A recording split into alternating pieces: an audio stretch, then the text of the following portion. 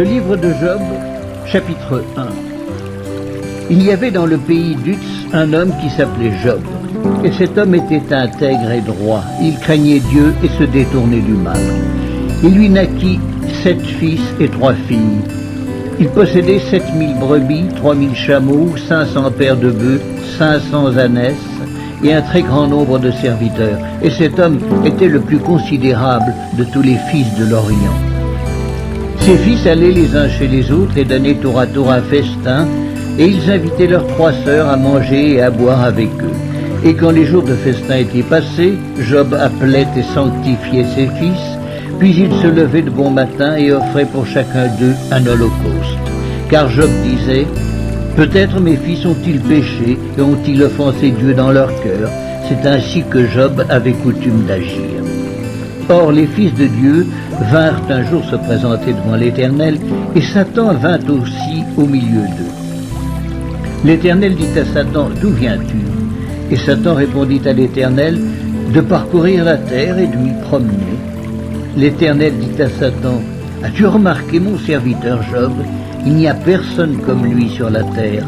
C'est un homme intègre et droit, craignant Dieu et se détournant du mal. » Et Satan répondit à l'Éternel, « Est-ce d'une manière désintéressée que Job craint Dieu? Ne l'as-tu pas protégé, lui, sa maison et tout ce qui est à lui? Tu as béni l'œuvre de ses mains et ses troupeaux couvrent le pays. Mais étends ta main, touche à tout ce qui lui appartient, et je suis sûr qu'il te maudit en face. » L'Éternel dit à Satan, « Voici, tout ce qui lui appartient, je te le livre. Seulement, ne porte pas la main sur lui. » Et Satan se retira de devant la face de l'Éternel. Un jour que les fils et les filles de Job mangeaient et buvaient du vin dans la maison de leur frère aîné, il arriva auprès de Job un messager qui dit, « Les bœufs labouraient et les ânesses paissaient à côté d'eux. Des Sabéens se sont jetés dessus, les ont enlevés et ont passé les serviteurs au fil de l'épée. Et je me suis échappé, moi seul, pour t'en apporter la nouvelle. » Il parlait encore lorsqu'un autre vint et dit, « Le feu de Dieu est tombé du ciel, a embrasé les brebis et les serviteurs et les a consumés. Et je me suis échappé moi seul pour t'en apporter la nouvelle. » Il parlait encore lorsqu'un autre vint et dit, « Des Chaldéens formés en 3 bandes se sont jetés sur les chameaux, les ont enlevés et ont passé les serviteurs au fil de l'épée. Et je me suis échappé moi seul pour t'en apporter la nouvelle. » Il parlait encore lorsqu'un autre vint et dit, « Tes fils et tes filles mangeaient et buvaient du vin dans la maison de leur frère aîné. Et voici, un grand vent est venu de l'autre côté du désert et a frappé contre les 4 coins de la maison. Elle s'est écroulée sur les jeunes gens et ils sont morts. Et je me suis échappé moi seul pour t'en apporter la nouvelle. » Alors Job se leva, déchira son manteau et se rasa la tête. Puis, se jetant par terre, il se prosterna et dit, « Je suis sorti nu du sein de ma mère, et nu je retournerai dans le sein de la terre. L'Éternel a donné et l'Éternel a ôté, que le nom de l'Éternel... » Le livre de Job, chapitre 2. Or, les fils de Dieu vinrent un jour se présenter devant l'Éternel, et Satan vint aussi au milieu d'eux se présenter devant l'Éternel. L'Éternel dit à Satan, « D'où viens-tu » Et Satan répondit à l'Éternel, « De parcourir la terre et de m'y promener. » L'Éternel dit à Satan, « As-tu remarqué mon serviteur Job? Il n'y a personne comme lui sur la terre. C'est un homme intègre et droit, craignant Dieu et se détournant du mal. Il demeure ferme dans son intégrité, et tu m'excites à le perdre sans motif. » Et Satan répondit à l'Éternel, « Peau pour peau, tout ce que possède un homme, il le donne pour sa vie. Mais étends ta main, touche à ses os et à sa chair, et je suis sûr qu'il te maudit en face. » L'Éternel dit à Satan, « Voici, je te le livre, seulement épargne sa vie. » Et Satan se retira de devant la face de l'Éternel. Puis il frappa Job d'un ulcère malin depuis la plante du pied jusqu'au sommet de la tête. Et Job prit un tesson pour se gratter et s'assit sur la cendre. Sa femme lui dit, Tu demeures ferme dans ton intégrité. Maudis Dieu et meurs. Mais Job lui répondit, tu parles comme une femme insensée. Quoi, nous recevons de Dieu le bien et nous ne recevrions pas aussi le mal? En tout cela, Job ne pécha point par ses lèvres. 3 amis de Job, Eliphaz de Théoman, Bildad de Choua et Tsophar de Naama, apprirent tous les malheurs qui lui étaient arrivés. Ils se concertèrent et partirent de chez eux pour aller le plaindre et le consoler. Ayant de loin porté les regards sur lui, ils ne le reconnurent pas, et ils élevèrent la voix et pleurèrent. Ils déchirèrent leurs manteaux et ils jetèrent de la poussière en l'air au-dessus de leur tête. Et ils se tinrent assis à terre auprès de lui 7 jours et 7 nuits, sans lui dire une parole, car ils voyaient combien sa douleur était grande. Le livre de Job, chapitre 3. Après cela, Job ouvrit la bouche et maudit le jour de sa naissance. Il prit la parole et dit, « Périsse le jour où je suis né, et la nuit qui dit, un enfant mâle est conçu.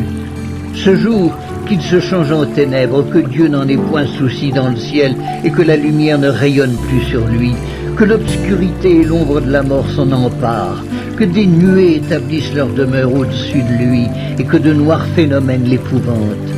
Cette nuit, que les ténèbres en fassent leur proie, qu'elles disparaissent de l'année, qu'elles ne soient plus comptées parmi les mois. Que cette nuit devienne stérile, que l'allégresse en soit bannie, qu'elle soit maudite par ceux qui maudissent les jours, par ceux qui savent exciter le Léviathan. Que les étoiles de son crépuscule s'obscurcissent, qu'elle attende en vain la lumière et qu'elle ne voit point les paupières de l'aurore, car elle n'a pas fermé le sein qui me conçut, ni dérobé la souffrance à mes regards. Pourquoi ne suis-je pas mort dans le ventre de ma mère? Pourquoi n'ai-je pas expiré au sortir de ses entrailles? Pourquoi ai-je trouvé des genoux pour me recevoir et des mamelles pour m'allaiter? Je serai couché maintenant, je serai tranquille, je dormirai, je reposerai, avec les rois et les grands de la terre qui se bâtissent des mausolées, avec les princes qui avaient de l'or et qui remplirent d'argent leur demeure, où je n'existerai pas, je serai comme un avorton caché, comme des enfants qui n'ont pas vu la lumière. Là ne s'agitent plus les méchants, et ils se reposent ceux qui sont fatigués et sans force. Les captifs sont tous en paix, et ils n'entendent pas la voix de l'oppresseur. Le petit et le grand sont là, et l'esclave n'est plus soumis à son maître. Pourquoi donne-t-il la lumière à celui qui souffre et la vie à ceux qui ont l'amertume dans l'âme, qui espèrent en vain la mort et qui la convoitent plus qu'un trésor, qui serait transporté de joie et saisi d'allégresse s'il trouvait le tombeau? À l'homme qui ne sait où aller et que Dieu cerne de toutes parts, mes soupirs sont ma nourriture et mes cris se répandent comme l'eau. Ce que je crains, c'est ce qui m'arrive. Ce que je redoute, c'est ce qui m'atteint. Je n'ai ni tranquillité, ni paix, ni repos, et le trouble s'est emparé de moi. Le livre de Job, chapitre 4. Eliphaz de Théman prit la parole et dit, « Si nous osons ouvrir la bouche, en seras-tu peiné? Mais qui pourrait garder le silence? Voici, tu as souvent enseigné les autres, tu as fortifié les mains languissantes, tes paroles ont relevé ceux qui chancelaient, tu as affermi les genoux qui pliaient. Et maintenant qu'il s'agit de toi, tu faiblis. Maintenant que tu es atteint, tu te troubles. Ta crainte de Dieu n'est-elle pas ton soutien? Ton espérance, n'est-ce pas ton intégrité? Cherche dans ton souvenir, quel est l'innocent qui a péri? Quels sont les justes qui ont été exterminés? Pour moi, je l'ai vu, ceux qui labourent l'iniquité et qui sèment l'injustice en moissonnent les fruits. Ils périssent par le souffle de Dieu, ils sont consumés par le vent de sa colère. Le rugissement des lions prend fin, les dents des lionceaux sont brisées, le lion périt faute de proie et les petits de la lionne se dispersent. Une parole est arrivée furtivement jusqu'à moi et mon oreille en a recueilli les sons légers. Au moment où les visions de la nuit agitent la pensée, quand les hommes sont livrés à un profond sommeil, Je fus saisi de frayeur et d'épouvante, et tous mes os tremblèrent. Un esprit passa près de moi. Tous mes cheveux se hérissèrent. Une figure d'un aspect inconnu était devant mes yeux, et j'entendis une voix qui murmurait doucement. L'homme serait-il juste devant Dieu? Serait-il pur devant celui qui l'a fait? Si Dieu n'a pas confiance en ses serviteurs, s'il trouve de la folie chez ses anges, combien plus chez ceux qui habitent des maisons d'argile, qui tirent leur origine de la poussière et qui peuvent être écrasés comme un vermisseau. Du matin au soir, ils sont brisés, ils périssent pour toujours et nul n'y prend garde. Le fil de leur vie est coupé. Le livre de Job, chapitre 5. Crie maintenant, qui te répondra? Auquel dessein t'adresseras-tu? L'insensé périt dans sa colère, le fou meurt dans ses emportements. J'ai vu l'insensé prendre racine, puis soudain j'ai maudit sa demeure. Plus de prospérité pour ses fils, ils sont foulés à la porte et personne qui les délivre. Sa moisson est dévorée par des affamés qui viennent l'enlever jusque dans les épines, et ses biens sont engloutis par des hommes altérés. Le malheur ne sort pas de la poussière et la souffrance ne germe pas du sol. L'homme naît pour souffrir comme l'étincelle pour voler. Pour moi, j'aurai recours à Dieu et c'est à Dieu que j'exposerai ma cause. Il fait des choses grandes et insondables, des merveilles sans nombre. Il répand la pluie sur la terre et envoie l'eau sur les campagnes. Il relève les humbles et délivre les affligés. Il anéantit les projets des hommes rusés et leurs mains ne peuvent les accomplir. Il prend les sages dans leurs propres ruses et les desseins des hommes artificieux sont renversés. Il rencontre les ténèbres au milieu du jour, il tâtonne en plein midi, comme dans la nuit. Ainsi Dieu protège le faible contre leurs menaces et le sauve de la main des puissants. Et l'espérance soutient le malheureux, mais l'iniquité ferme la bouche. Heureux l'homme que Dieu châtie. Ne méprise pas la correction du Tout-Puissant. Il fait la plaie et il la bande. Il blesse et sa main guérit. 6 fois il te délivrera de l'angoisse, et 7 fois le mal ne t'atteindra pas. Il te sauvera de la mort pendant la famine, et des coups de glaive pendant la guerre. Tu seras à l'abri du fléau de la langue, tu seras sans crainte quand viendra la dévastation. Tu te riras de la dévastation comme de la famine, et tu n'auras pas à redouter les bêtes de la terre. Car tu feras alliance avec les pierres des champs et les bêtes de la terre seront en paix avec toi. Tu jouiras du bonheur sous ta tente, tu retrouveras tes troupeaux au complet. Tu verras ta postérité s'accroître et tes rejetons se multiplier comme l'herbe des champs. Tu entreras au sépulcre dans la vieillesse, comme on emporte une gerbe en son temps. Voilà ce que nous avons reconnu, voilà ce qui est. À toi d'entendre et de mettre à profit. Le livre de Job, chapitre 6. Job prit la parole et dit « Oh, s'il était possible de peser ma douleur, et si toutes mes calamités étaient sur la balance, elles seraient plus pesantes que le sable de la mer. Voilà pourquoi mes paroles vont jusqu'à la folie. Car les flèches du Tout-Puissant m'ont percé, et mon âme en suce le venin. Les terreurs de Dieu se rangent en bataille contre moi. L'âne sauvage crie-t-il auprès de l'herbe tendre? Le bœuf mugit-il auprès de son fourrage? Peut-on manger ce qui est fade et sans sel? Y a-t-il de la saveur dans le blanc d'un œuf? Ce que je voudrais ne pas toucher, c'est là ma nourriture, si dégoûtante soit-elle. Puisse mon vœu s'accomplir et Dieu veuille réaliser mon espérance.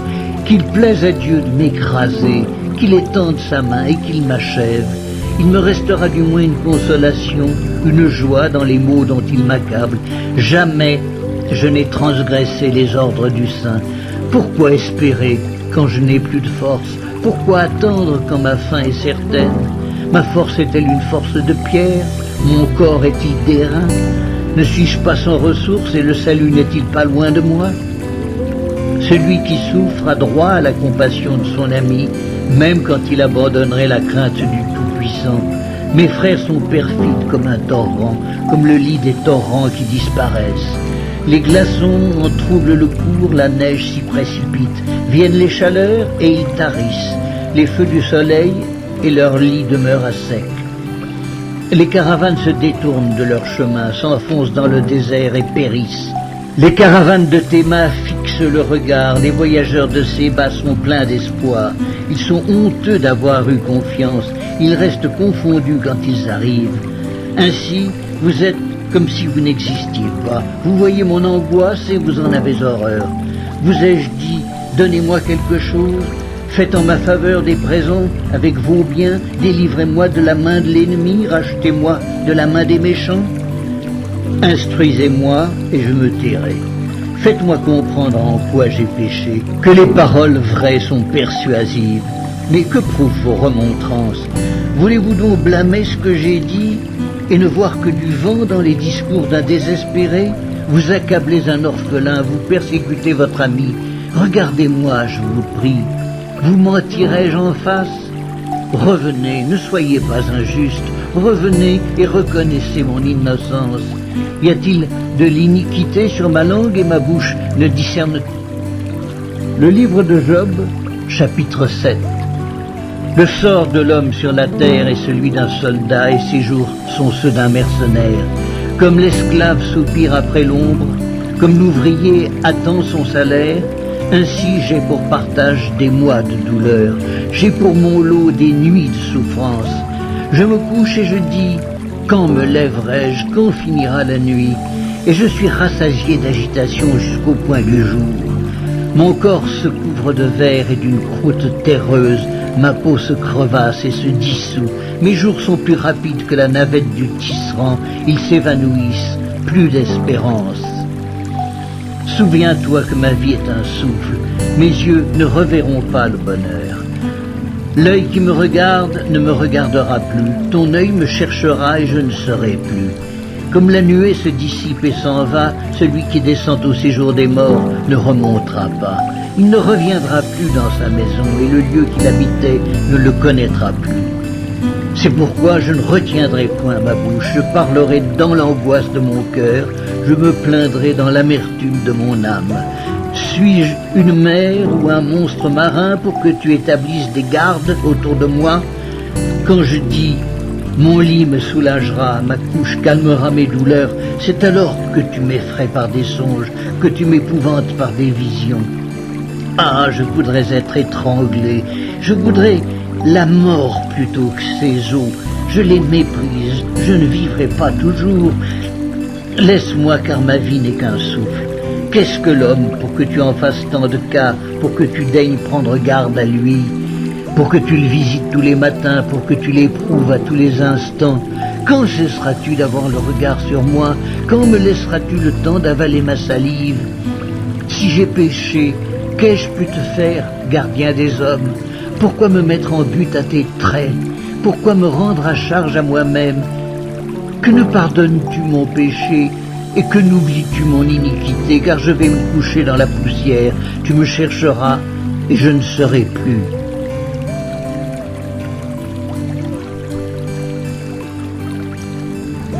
Le livre de Job, chapitre 8. Bildad de Chouac prit la parole et dit: Jusque à quand veux-tu discourir de la sorte, et les paroles de ta bouche seront-elles un vent impétueux? Dieu renverserait-il le droit? Le Tout-Puissant renverserait-il la justice? Si tes fils ont péché contre lui, il les a livrés à leur péché. Mais toi, si tu as recours à Dieu, si tu implores le Tout-Puissant, si tu es juste et droit, certainement alors il veillera sur toi et rendra le bonheur à ton innocente demeure. Ton ancienne prospérité semblera peu de choses, celle qui t'est réservée sera bien plus grande. Interroge ceux des générations passées, sois attentif à l'expérience de leurs pères, car nous sommes d'hier et nous ne savons rien, nos jours sur la terre ne sont qu'une ombre. Ils t'instruiront, ils te parleront, ils tireront de leur cœur ces sentences. Le jonc croît-il sans marais? Le roseau croît-il sans humidité? Encore vert et sans qu'on le coupe, il sèche plus vite que toutes les herbes. Ainsi arrive-t-il à tous ceux qui oublient Dieu, et l'espérance de l'impie périra. Son assurance est brisée, son soutien est une toile d'araignée. Il s'appuie sur sa maison et elle n'est pas ferme. Il s'y cramponne et elle ne résiste pas. Dans toute sa vigueur, en plein soleil, il étend ses rameaux sur son jardin, il entrelace ses racines parmi les pierres, il pénètre jusque dans les murailles. L'arrache-t-on du lieu qu'il occupe, ce lieu le renie. Je ne t'ai point connu. Tels sont les délices que ses voix lui procurent, puis sur le même sol d'autres s'élèvent après lui. Non, Dieu ne rejette point l'homme intègre, et il ne protège point les méchants. Il remplira ta bouche de cris de joie et tes lèvres de chants d'allégresse. Tes ennemis seront couverts de honte, la tente des méchants disparaîtra.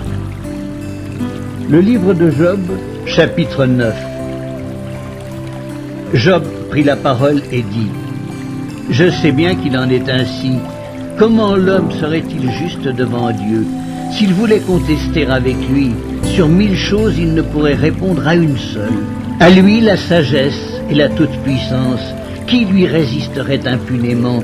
Il transporte soudain les montagnes, il les renverse dans sa colère, il secoue la terre sur sa base et ses colonnes sont ébranlées. Il commande au soleil et le soleil ne paraît pas. Il met un sceau sur les étoiles, seul il étend les cieux, il marche sur les hauteurs de la mer. Il a créé la grande ours, l'Orion et les Pléiades, et les étoiles des régions australes. Il fait des choses grandes et insondables, des merveilles sans nombre. Voici, il passe près de moi, et je ne le vois pas. Il s'en va, et je ne l'aperçois pas.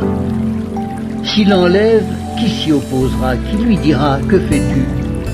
Dieu ne retire point sa colère, sous lui s'inclinent les appuis de l'orgueil, et moi, comment lui répondre?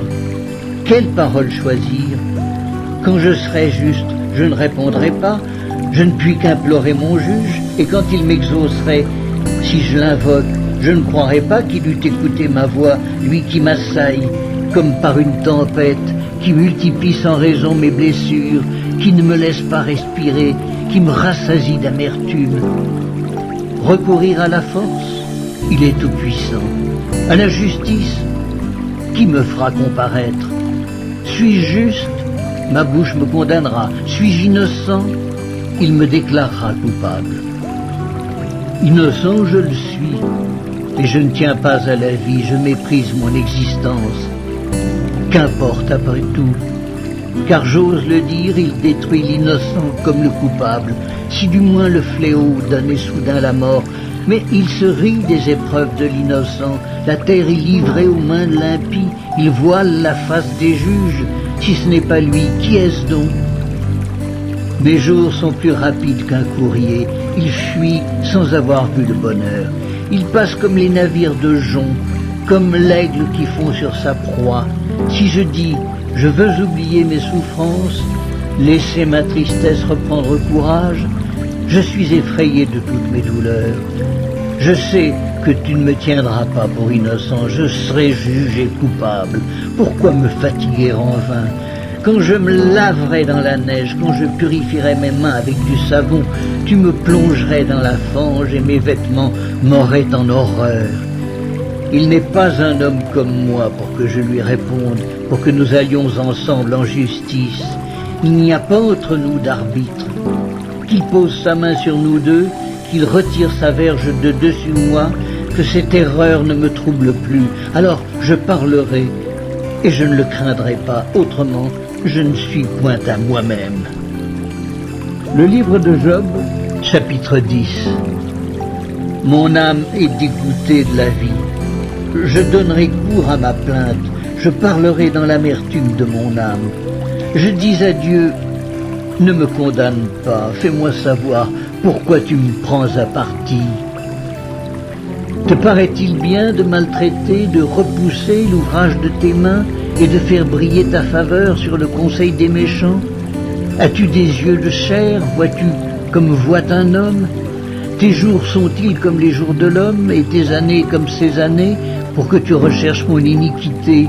pour que tu t'enquières de mon péché, sachant bien que je ne suis pas coupable et que nul ne peut me délivrer de ta main. Tes mains m'ont formé, elles m'ont créé, elles m'ont fait tout entier, et tu me détruirais? Souviens-toi que tu m'as façonné comme de l'argile. Voudrais-tu de nouveau me réduire en poussière? Ne m'as-tu pas coulé comme du lait? Ne m'as-tu pas caillé comme du fromage? Tu m'as revêtu de peau et de chair, tu m'as tissé d'eau et de nerfs. Tu m'as accordé ta grâce avec la vie, tu m'as conservé par tes soins et sous ta garde. Voici néanmoins ce que tu cachais dans ton cœur, voici, je le sais, ce que tu as résolu en toi-même. Si je pêche, tu m'observes. Tu ne pardonnes pas mon iniquité. Suis-je coupable? Malheur à moi. Suis-je innocent? Je n'ose lever la tête. Rassasié de honte et absorbé dans ma misère. Et si j'ose la lever, tu me poursuis comme un lion. Tu me frappes encore par des prodiges. Tu m'opposes de nouveaux témoins. Tu multiplies tes fureurs contre moi. Tu m'assailles d'une succession de calamités. Pourquoi m'as-tu fait sortir du sein de ma mère? Je serais mort et aucun œil ne m'aurait vu. Je serais comme si je n'eusse pas existé. Et j'aurais passé du ventre de ma mère au sépulcre. Mes jours ne sont-ils pas en petit nombre? Qu'il me laisse, qu'il se retire de moi et que je respire un peu avant que je m'en aille pour ne plus revenir dans le pays des ténèbres et de l'ombre de la mort, pays d'une obscurité profonde où règne l'ombre de la mort et la confusion et où la lumière est semblable aux ténèbres. Le livre de Job, chapitre 11.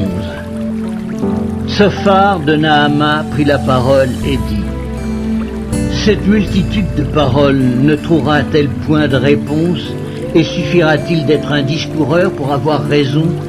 Tes vains propos feront-ils taire les gens? Te moqueras-tu sans que personne te confonde? Tu dis, ma manière de voir est juste, et je suis pur à tes yeux.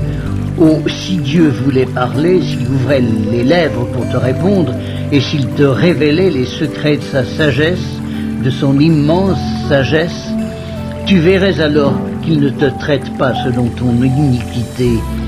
Prétends-tu sonder les pensées de Dieu, parvenir à la connaissance parfaite du Tout-Puissant? Elle est aussi haute que les cieux. Que feras-tu? Plus profonde que le séjour des morts? Que sauras-tu? La mesure en est plus longue que la terre, elle est plus large que la mer. S'il passe, s'il saisit, s'il traîne à son tribunal, qui s'y opposera? Car il connaît les vicieux, il voit facilement les coupables.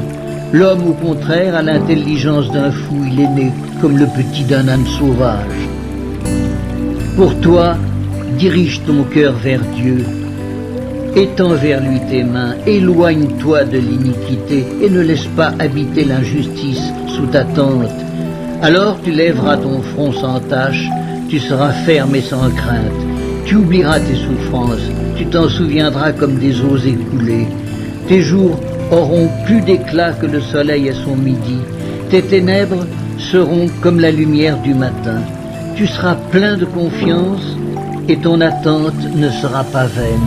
Tu regarderas autour de toi et tu reposeras en sécurité. Tu te coucheras sans que personne te trouble et plusieurs caresseront ton visage, mais les yeux des méchants seront consumés. Pour eux, point de refuge, la mort, voilà leur espérance. Le livre de Job, chapitre 12. Job prit la parole et dit: on dirait en vérité que le genre humain c'est vous, et qu'avec vous doit mourir la sagesse. J'ai tout aussi bien que vous de l'intelligence, moi, je ne vous suis point inférieur, et qui ne sait les choses que vous dites. Je suis pour mes amis un objet de raillerie quand j'implore le secours de Dieu. Le juste, l'innocent, un objet de raillerie. Au malheur le mépris, c'est la devise des heureux. À celui dont le pied chancelle est réservé le mépris. Il y a paix sous la tente des pillards, sécurité pour ceux qui offensent Dieu, pour quiconque se fait un Dieu de sa force. Interroge les bêtes, elles t'instruiront. Les oiseaux du ciel, ils te l'apprendront. Parle à la terre, elle t'instruira, et les poissons de la mer te le raconteront. Qu'il reconnaît chez eux la preuve que la main de l'Éternel a fait toutes choses. Il tient dans sa main l'âme de tout ce qui vit, le souffle de toute chair d'homme. L'oreille ne discerne-t-elle pas les paroles comme le palais savoure les aliments? Dans les vieillards se trouve la sagesse et dans une longue vie l'intelligence. En Dieu réside la sagesse et la puissance. Le conseil et l'intelligence lui appartiennent. Ce qu'il renverse ne sera point rebâti. Celui qu'il renferme ne sera point délivré. Il retient les eaux et tout se dessèche. Il les lâche et la terre en est dévastée. Il possède la force et la prudence. Il maîtrise celui qui s'égare ou fait égarer les autres. Il emmène captifs les conseillers, il trouble la raison des juges, il délie la ceinture des rois, il met une corde autour de leurs reins. Il emmène captifs les sacrificateurs, il fait tomber les puissants. Il ôte la parole à ceux qui ont de l'assurance. Il prive de jugement les vieillards, il verse le mépris sur les grands, il relâche la ceinture des forts. Il met à découvert ce qui est caché dans les ténèbres, il produit à la lumière l'ombre de la mort. Il donne de l'accroissement aux nations et il les anéantit. Il les étend au loin et il les ramène dans leurs limites. Il enlève l'intelligence aux chefs des peuples, il les fait errer dans des déserts sans chemin, il tâtonne dans les ténèbres et ne voit pas clair, il les fait errer comme des gens ivres. Le livre de Job, chapitre 13. Voici, mon œil a vu tout cela, mon oreille l'a entendu et y a pris garde. Ce que vous savez, je le sais aussi. Je ne vous suis point inférieur. Mais je veux parler au Tout-Puissant, je veux plaider ma cause devant Dieu, car vous n'imaginez que des faussetés, vous êtes tous des médecins de néant. Que n'avez-vous gardé le silence? Vous auriez passé pour avoir de la sagesse. Écoutez, je vous prie, ma défense, et soyez attentifs à la réplique de mes lèvres. Direz-vous en faveur de Dieu ce qui est injuste, et pour le soutenir, allégrez-vous des faussetés? Voulez-vous avoir égard à sa personne? Voulez-vous plaider pour Dieu? S'il vous sonde, vous approuvera-t-il? Ou le tromperez-vous comme on trompe un homme? Certainement, il vous condamnera si vous n'agissez en secret que par égard pour sa personne. Sa majesté ne vous épouvantera-t-elle pas? Sa terreur ne tombera-t-elle pas sur vous? Vos sentences sont des sentences de cendre, vos retranchements sont des retranchements de boue. Taisez-vous, laissez-moi, je veux parler. Il m'en arrivera ce qu'il pourra. Pourquoi saisirais-je ma chair entre les dents? J'exposerai plutôt ma vie. Voici, il me tuera, je n'ai rien à espérer. Mais devant lui, je défendrai ma conduite. Cela même peut servir à mon salut, car un impie n'ose paraître en sa présence. Écoutez, écoutez mes paroles, prêtez l'oreille à ce que je vais dire. Me voici prêt à plaider ma cause. Je sais que j'ai raison. Quelqu'un disputera-t-il contre moi? Alors je me tais, je veux mourir. Seulement, accorde-moi deux choses, et je ne me cacherai pas loin de ta face. Retire ta main de dessus moi, et que tes terreurs ne me troublent plus. Puis appelle, et je répondrai, ou si je parle, réponds-moi. Quel est le nombre de mes iniquités et de mes péchés? Fais-moi connaître mes transgressions et mes péchés. Pourquoi caches-tu ton visage et me prends-tu pour ton ennemi? Veux-tu frapper une feuille agitée? Veux-tu poursuivre une paille desséchée? Pourquoi m'infliger d'amères souffrances, me punir pour des fautes de jeunesse? Pourquoi mettre mes pieds dans les ceps, surveiller tous mes mouvements, tracer une limite à mes pas, quand mon corps tombe en pourriture, comme un vêtement que dévore la teigne? Le livre de Job, chapitre 14. L'homme né de la femme, sa vie est courte, sans cesse agité. Il naît, il est coupé comme une fleur. Il fuit et disparaît comme une ombre. et c'est sur lui que tu as l'œil ouvert, et tu me fais aller en justice avec toi. Comment d'un être souillé sortira-t-il un homme pur? Il n'en peut sortir aucun. Si ses jours sont fixés, si tu as compté ses mois, si tu en as marqué le terme qu'il ne saurait franchir, détourne de lui les regards et donne-lui du relâche pour qu'il ait au moins la joie du mercenaire à la fin de sa journée. Un arbre a de l'espérance. Quand on le coupe, il repousse. Il produit encore des rejetons.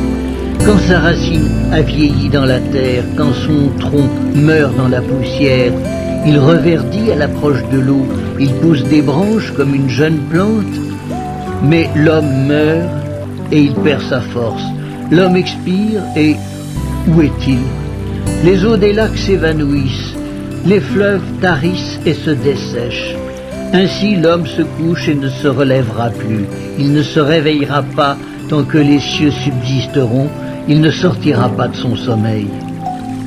Oh, si tu voulais me cacher dans le séjour des morts, m'y tenir à couvert jusqu'à ce que ta colère fût passée et me fixer un terme auquel tu te souviendrais de moi. Si l'homme, une fois mort, pouvait revivre, j'aurais de l'espoir tout le temps de mes souffrances jusqu'à ce que mon état vînt à changer. Tu appellerais alors et je te répondrais. Tu languirais après l'ouvrage de tes mains, mais aujourd'hui tu comptes mes pas, tu as l'œil sur mes péchés. Mes transgressions sont scellées en un faisceau et tu imagines des iniquités à ma charge. La montagne s'écroule et périt, le rocher disparaît de sa place, la pierre est broyée par les eaux et la terre emportée par leur courant. Ainsi tu détruis l'espérance de l'homme, tu es sans cesse à l'assaillir et il s'en va. Tu le défigures, puis tu le renvoies. Que ses fils soient honorés, il n'en sait rien. Qu'il soit dans l'abaissement, il l'ignore. C'est pour lui seul qu'il éprouve de la douleur en son corps.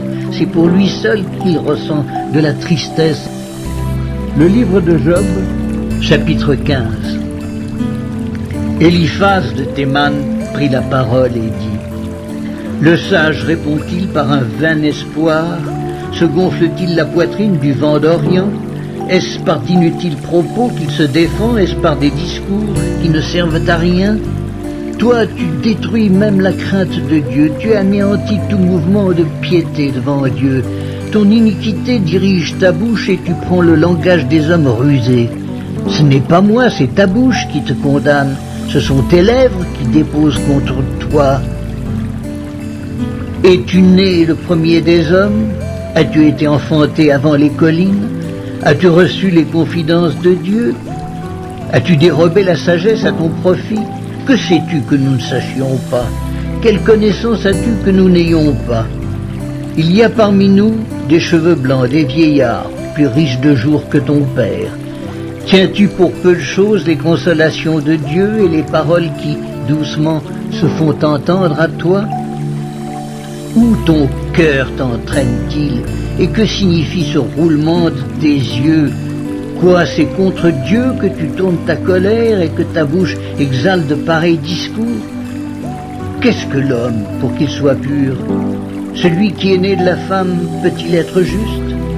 Si Dieu n'a pas confiance en ses saints, si les cieux ne sont pas purs devant lui, combien moins l'être abominable et pervers, l'homme qui boit l'iniquité comme l'eau? Je vais te parler, écoute-moi. Je raconterai ce que j'ai vu, ce que les sages ont fait connaître, ce qu'ils ont révélé, l'ayant appris de leur père. À eux seuls appartenait le pays, et parmi eux, nul étranger n'était encore venu. Le méchant passe dans l'angoisse tous les jours de sa vie, toutes les années qui sont le partage de l'impie. La voix de la terreur retentit à ses oreilles. Au sein de la paix, le dévastateur va fondre sur lui. Il n'espère pas échapper aux ténèbres. Il voit l'épée qui le menace. Il court çà et là pour chercher du pain. Il sait que le jour des ténèbres l'attend. La détresse et l'angoisse l'épouvantent. Elle l'assaille comme un roi prêt à combattre. Car il a levé la main contre Dieu, il a bravé le Tout-Puissant. Il a eu l'audace de courir à lui sous le dos épais de ses boucliers. Il avait le visage couvert de graisse, les flancs chargés d'embonpoint, et il habite des villes détruites, des maisons abandonnées, sur le point de tomber en ruine. Il ne s'enrichira plus, sa fortune ne se relèvera pas, sa prospérité ne s'étendra plus sur la terre. Il ne pourra se dérober aux ténèbres, la flamme consumera ses rejetons et Dieu le fera périr par le souffle de sa bouche. S'il a confiance dans le mal, il se trompe, car le mal sera sa récompense. Elle arrivera avant le terme de ses jours et son rameau ne verdira plus. Il sera comme une vigne dépouillée de ses fruits encore verts, comme un olivier dont on a fait tomber les fleurs. La maison de l'impie deviendra stérile, et le feu dévorera la tente de l'homme corrompu. Il conçoit le mal, et il enfante le mal. Il mûrit dans son sein des fruits qui le trompent. Le livre de Job, chapitre 16. Job prit la parole et dit: j'ai souvent entendu pareille chose. Vous êtes tous des consolateurs fâcheux. Quand finiront ces discours en l'air? Pourquoi cette irritation dans tes réponses? Moi aussi je pourrais parler comme vous si vous étiez à ma place. Je vous accablerai de paroles, je secouerai sur vous la tête, je vous fortifierai de la bouche, je remuerai les lèvres pour vous soulager. Si je parle, mes souffrances ne seront point calmées. Si je me tais, en quoi seront-elles moindres? Maintenant, hélas, il m'a épuisé. Tu as ravagé toute ma maison, tu m'as saisi pour témoigner contre moi. Ma maigreur se lève et m'accuse en face. Il me déchire et me poursuit dans sa fureur. Il grince les dents contre moi. Il m'attaque et me perce de son regard. Ils ouvrent la bouche pour me dévorer. Ils m'insultent et me frappent les joues. Ils s'acharnent tous après moi. Dieu me livre à la merci des impies. Il me précipite entre les mains des méchants. J'étais tranquille et il m'a secoué. Il m'a saisi par la nuque et m'a brisé. Il a tiré sur moi comme à un but. Ses traits m'environnent de toutes parts. Il me perce les reins sans pitié. Il répand ma bile sur la terre. Il me fait brèche sur brèche. Il fond sur moi comme un guerrier. J'ai cousu un sac sur ma peau, j'ai roulé ma tête dans la poussière, les pleurs ont altéré mon visage, l'ombre de la mort est sur mes paupières, et je n'ai pourtant commis aucune violence, et ma prière fut toujours pure. Ô terre, ne couvre point mon sang, et que mes cris prennent librement leur essor. Déjà maintenant mon témoin est dans le ciel, mon témoin est dans les lieux élevés. Mes amis se jouent de moi, c'est Dieu que j'implore avec larmes. Puisse-t-il donner à l'homme raison contre Dieu et au Fils de l'homme contre ses amis? Car le nombre de mes années touche à son terme, et je m'en irai par un sentier d'où je ne reviendrai pas.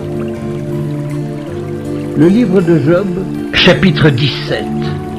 Mon souffle se perd, mes jours s'éteignent, le sépulcre m'attend. Je suis environné de moqueurs et mon œil doit contempler leurs insultes. Sois auprès de toi-même ma caution, autrement qui répondrait pour moi? Car tu as fermé leur cœur à l'intelligence, aussi ne les laisseras-tu pas triompher. On invite ses amis au partage du butin et l'on a des enfants dont les yeux se consument. Il m'a rendu la fable des peuples et ma personne est un objet de mépris. Mon œil est obscurci par la douleur, tous mes membres sont comme une ombre. Les hommes droits en sont stupéfaits, et l'innocent se soulève contre l'impie. Le juste néanmoins demeure ferme dans sa voie, celui qui a les mains pures se fortifie de plus en plus. Mais vous tous, revenez à vos mêmes discours, et je ne trouverai pas un sage parmi vous. Quoi? Mes jours sont passés, mes projets sont anéantis, les projets qui remplissaient mon cœur. Et ils prétendent que la nuit c'est le jour, que la lumière est proche quand les ténèbres sont là. C'est le séjour des morts que j'attends pour demeure. C'est dans les ténèbres que je dresserai ma couche. Je crie à la fosse, tu es mon père, et au ver, vous êtes ma mère et ma sœur. Mon espérance, où donc est-elle? Mon espérance, qui peut la voir?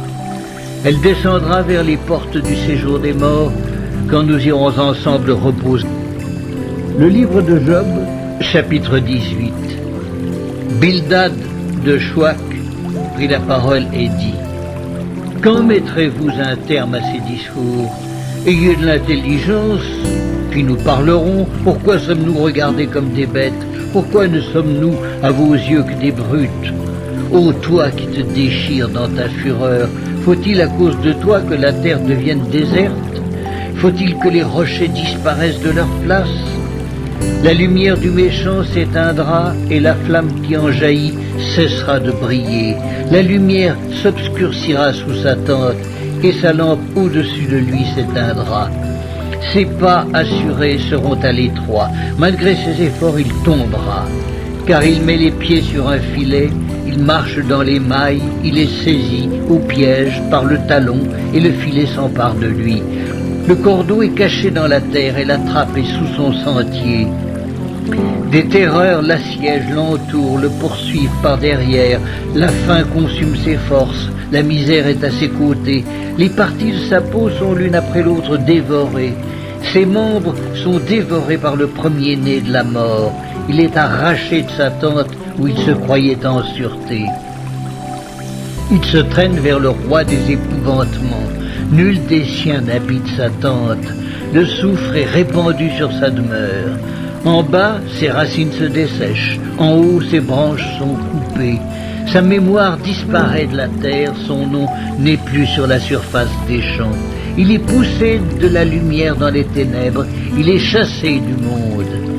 Il ne laisse ni descendants ni postérité parmi son peuple, ni survivants dans les lieux qu'il habitait. Les générations à venir seront étonnées de sa ruine, et la génération présente sera saisie d'effroi. Point d'autre destinée pour le méchant, point d'autre sang. Job, chapitre 19. Job prit la parole et dit: Jusque à quand affligerez-vous mon âme et m'écraserez-vous de vos discours? Voilà 10 fois que vous m'outragez. N'avez-vous pas honte de m'étourdir ainsi?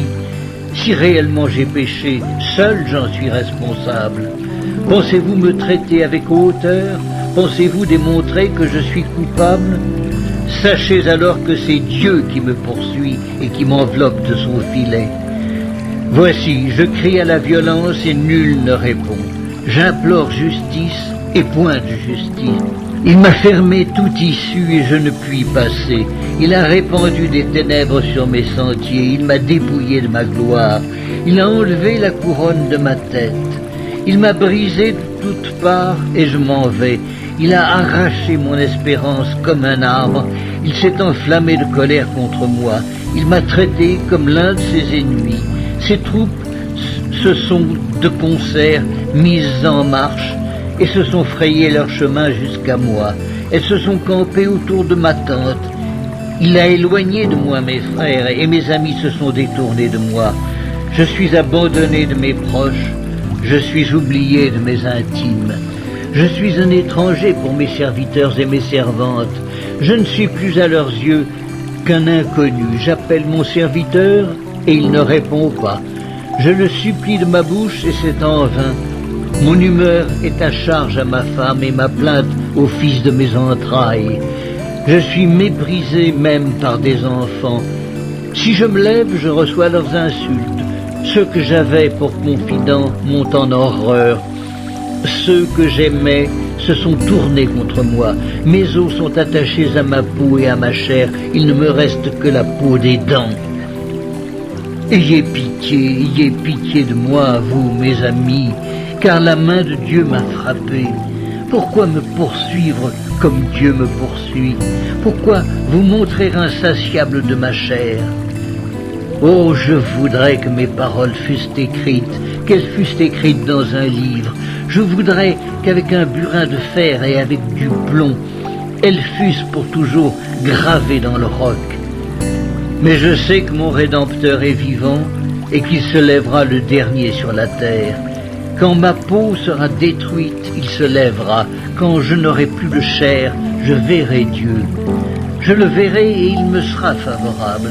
Mes yeux le verront et non ceux d'un autre. mon âme languit d'attente au-dedans de moi. Vous direz alors, pourquoi le poursuivions-nous? Car la justice de ma cause sera reconnue. Craignez pour vous le glaive, les châtiments par le glaive sont terribles, et sachez qu'il y a un jugement. Job, chapitre 20. Sophar de Naama prit la parole et dit: mes pensées me forcent à répondre, et mon agitation ne peut se contenir. J'ai entendu des reproches qui m'outragent, le souffle de mon intelligence donnera la réplique. Ne sais-tu pas que de tout temps, depuis que l'homme a été placé sur la terre, le triomphe des méchants a été court et la joie de l'impie momentanée? Quand il s'élèverait jusqu'aux cieux et que sa tête toucherait au nu, il périra pour toujours comme son ordure, et ceux qui le voyaient diront: où est-il? Il s'envolera comme un songe et on ne le trouvera plus. Il disparaîtra comme une vision nocturne. L'œil qui le regardait ne le regardera plus. Le lieu qu'il habitait ne l'apercevra plus. Ses fils seront assaillis par les pauvres et ses mains restitueront ce qu'il a pris par violence. La vigueur de la jeunesse qui remplissait ses membres aura sa couche avec lui dans la poussière. Le mal était doux à sa bouche, il le cachait sous sa langue, il le savourait sans l'abandonner, il le retenait au milieu de son palais, mais sa nourriture se transformera dans ses entrailles, elle deviendra dans son corps un venin d'aspic. Il a englouti des richesses, il les vomira, Dieu les chassera de son ventre, il a sucé du venin d'aspic, la langue de la vipère le tuera. Il ne reposera plus ses regards sur les ruisseaux, sur les torrents, sur les fleuves de miel et de lait. Il rendra ce qu'il a gagné et n'en profitera plus. Il restituera tout ce qu'il a pris et n'en jouira plus, car il a opprimé, délaissé les pauvres. Il a ruiné des maisons et ne les a pas rétablies. Son avidité n'a point connu de bornes. Mais il ne sauvera pas ce qu'il avait de plus cher. Rien n'échappait à sa voracité, mais son bien-être ne durera pas. Au milieu de l'abondance, il sera dans la détresse. La main de tous les misérables se lèvera sur lui. Et voici, pour lui remplir le ventre, Dieu enverra sur lui le feu de sa colère et le rassasiera par une pluie de traits. S'il échappe aux armes de fer, l'arc d'airain le transpercera, il arrache de son corps le trait qui étincelle au sortir de ses entrailles, et il est en proie aux terreurs de la mort. Toutes les calamités sont réservées à ses trésors. Il sera consumé par un feu que n'allumera point l'homme, et ce qui restera dans sa tente en deviendra la pâture. Les cieux dévoileront son iniquité, et la terre s'élèvera contre lui. Les revenus de sa maison seront emportés, ils disparaîtront au jour de la colère de Dieu. Telle est la part que Dieu réserve aux méchants, tel est l'héritage que Dieu lui destine. Le livre de Job, chapitre 21. Job prit la parole et dit: écoutez, écoutez mes paroles, donnez-moi seulement cette consolation. Laissez-moi parler, je vous prie, et quand j'aurai parlé, tu pourras te moquer. Est-ce contre un homme que se dirige ma plainte? Et pourquoi mon âme ne serait-elle pas impatiente? Regardez-moi, soyez étonnés, et mettez la main sur la bouche. Quand j'y pense, cela m'épouvante, et un tremblement saisit mon corps. Pourquoi les méchants vivent-ils?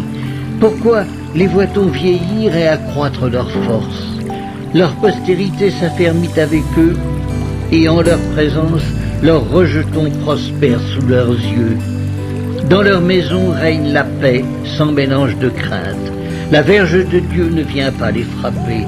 Leurs taureaux sont vigoureux et féconds, leurs génisses conçoivent et n'avortent point. Ils laissent courir leurs enfants comme des brebis, et les enfants prennent leurs ébats. Ils chantent au son du tambourin et de la harpe. Ils se réjouissent au son du chalumeau. Ils passent leurs jours dans le bonheur, et ils descendent en un instant au séjour des morts. Et ils disaient pourtant à Dieu: retire-toi de nous. Nous ne voulons pas connaître tes voies.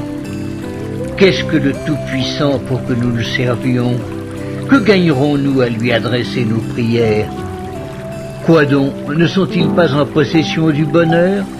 Loin de moi le conseil des méchants, mais arrive-t-il souvent que leurs lampes s'éteignent, que la misère fonde sur eux, que Dieu leur distribue leur part dans sa colère, qu'ils soient comme la paille emportée par le vent, comme la balle enlevée par le tourbillon?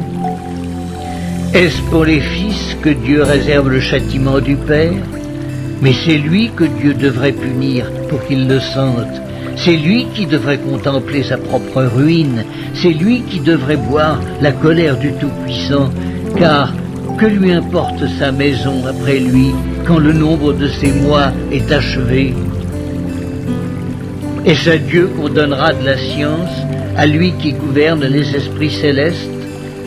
L'un meurt au sein du bien-être, de la paix et du bonheur, les flancs chargés de graisse et la moelle des os remplie de sève. L'autre meurt, l'amertume dans l'âme, sans avoir joui d'aucun bien, et tous deux se couchent dans la poussière, tous deux deviennent la pâture des vers. Je sais bien quelles sont vos pensées, quels jugements iniques vous portez sur moi. Vous dites, où est la maison de l'homme puissant? Où est la tente qu'habitaient les impies? Mais quoi, n'avez-vous point interrogé les voyageurs et voulez-vous méconnaître ce qu'ils prouvent?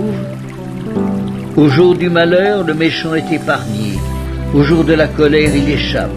Qui lui reproche en face sa conduite? Qui lui rend ce qu'il a fait? Il est porté dans un sépulcre et il veille encore sur sa tombe. Les mottes de la vallée lui sont légères, et tous après lui suivront la même voie, comme une multitude l'a déjà suivi. Pourquoi donc m'offrir de vaines consolations? Ce qui reste de vos réponses n'est que perfidie. Réponse n'est que perfidie.